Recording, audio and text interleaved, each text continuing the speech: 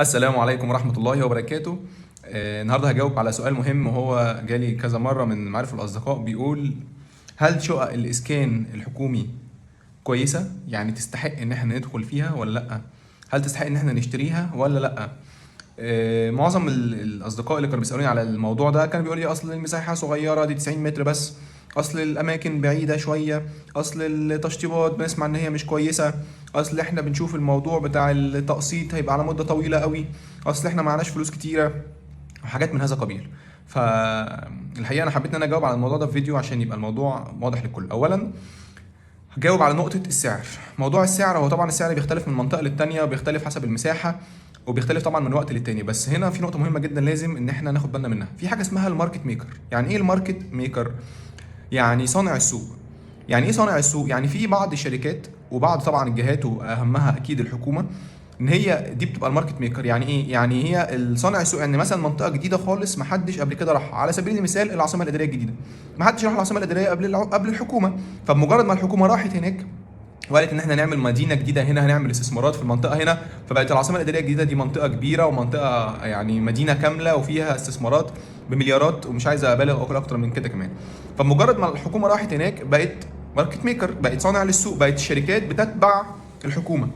طيب لما نيجي نبص بقى على منطقه مثلا زي حدائق العاصمه، نفس الكلام برضو. الحكومه لما راحت هناك بدات بعض الشركات تتجه للمنطقه هناك، على سبيل المثال مثلا شركه كبيره زي طلعت مصطفى. وبالتالي فلما تكون الحكومه هي اللي بتتجه لمكان معين، فبالتالي الشركات بتبدا ان هي تتجه ورا الحكومه في الاماكن دي، سواء شركات كبيره نعرفها او شركات صغيره ما نعرفهاش. دي حاجه. الحاجه الثانيه بالنسبه لموضوع السعر برضو، ان انا عندي هنا حته ماركت ميكر. ان لما يكون مثلا الشقه في الحكومه مثلا ب 600000 جنيه بعد الفوائد والاقساط والكلام ده كله، هتبقى بمليون ولا مليون و400 ولا ايا كان الرقم. بمجرد ما الحكومه تبقى عندها الرقم ده، هتبص تلاقي الشركات بقت اسعارها اعلى من كده بكتير. ليه؟ لان النهارده يعني الشركات الخاصه هتقول لك ايه؟ اذا كان اللي عند الحكومه المدعم مثلا بمليون جنيه، يبقى انا لما ابيع ب 10 مليون يبقى انا كده سعري كويس.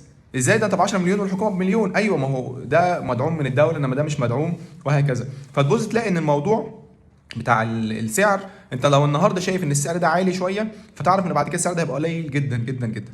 الحاجه الثالثه ان ايه البديل. يعني كنت في فيديو قبل كده قلت ان انت اي فرصه تجيلك للاستثمار العقاري حتى لو صغيره، ادخل فيها مباشره. طيب النهارده انت لو قلت لي: لا والله ده انا شقه الحكومه دي غاليه عليا، او لا مش حاببها علشان المساحه او لاي سبب، طيب ايه البديل بالنسبه لك كاستثمار عقاري؟ هل عندك فرصه بديله؟ في حاجه اسمها تكلفه الفرصه البديله. فانت هل عندك فرصه بديله تقدر تدخل فيها مقارنه بشقه الحكومه؟ لو عندك فرصه بديله قارن. بس انا اشك، يعني انا لا اتوقع تماما ان يكون في عند اي حد فرصه بديله بالنسبه للناس. طبعا انا بتكلم عن الناس اللي هم منخفضي الدخل، ماشي، اللي هم الدخل بتاعهم يتناسب مع الحكومه، مع شقق منخفض الدخل بتاعه الحكومه، او مع الشقق اللي هي بتاعه متوسط الدخل. ايه البديل؟ يعني هنلاقي ان الفروقات كبيره جدا في الاسعار لو جينا نقارن ابل تو ابل. يعني ايه ابل تو ابل؟ يعني حاجه باللي شبهها. يعني مثلا الحكومه النهارده بتدي لك مثلا شقه ب 90 متر، 3 غرف نوم متشطبه بسعر كذا، بالتقسيط على كذا. ما تبصش على السعر كام، بص انا هدفع كام كمقدم وقساط. تعال بقى نشوف نفس المقدم ونفس الاقساط دول هيجيبوا لي ايه مع اي شركه خاصه تانية. هتبص تلاقي ان لا، يعني صعب جدا جدا جدا تلاقي حاجه مناظره للموضوع ده.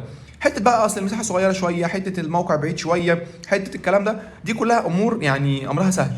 ليه امرها سهل؟ لان انت دلوقتي ممكن تكون واخد الشقه غرض السكن، وممكن تكون واخدها باغراض اخرى، يعني غرض الاستثمار. فممكن ان انت تخليها معاك الاول فتره، وبعد فتره بتفك حاجه اسمها فك حظر البيع، بيبقى بعد 7 سنين، فتبدا ان انت تبيعها لو انت مش محتاجها في الوقت ده، او انك تاجرها، لان خلاص بيتسمح لك بقى ان حاجات بيبقى فيه بعض القيود في الاول. القيود دي بتتفك بعد يعني 5 سنين او 7 سنين. فانت ممكن بعد ما يتفك الحظر بتاعها تبدا ان انت تبص للجانب الاستثماري فيها.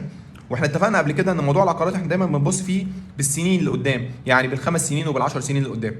فعشان كده الموضوع هنا مهم جدا. ما تقولش الشقه غاليه، ما تقولش الفرصه مش كويسه، ما تقولش التشطيب ما بيعجبنيش، ما تقولش اصل الناس بيبقى مستواهم مش عارف ايه.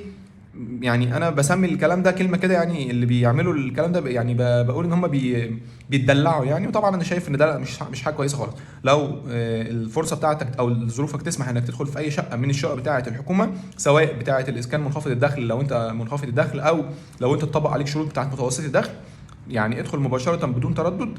توكل على الله، طبعا اعمل استخاره قبل اي قرار، بس توكل على الله، ما تفكرش. وما تقولش شقه مثلا سعرها 1.5 مليون على 20 سنه، ايوه يا حبيبي، ما هو ال 20 سنه دول لما تدفع على اقساط 20 سنه، شوف ساعتها هيبقى التضخم اسعاره ايه والجنيه قيمته كام والكلام ده، فتبص ان الاسعار ساعتها لا دي هتبقى سعرها كويس جدا. ما تبصش النهارده ان هي بقد كذا، لا بص بعد وقت معين هتبقى قد ايه. فالنصيحه بتاعتي طبعا لازم تدخلوا، لازم تجهزوا ورقكم لو لسه مش جاهز، واعملوا استخاره وتوكلوا على الله. وبعض العيوب اللي موجوده ممكن نتلافاها ببعض التظبيطات، كل حاجه وليها حل. واشوفكم في فيديو جديد، والسلام عليكم ورحمه الله وبركاته.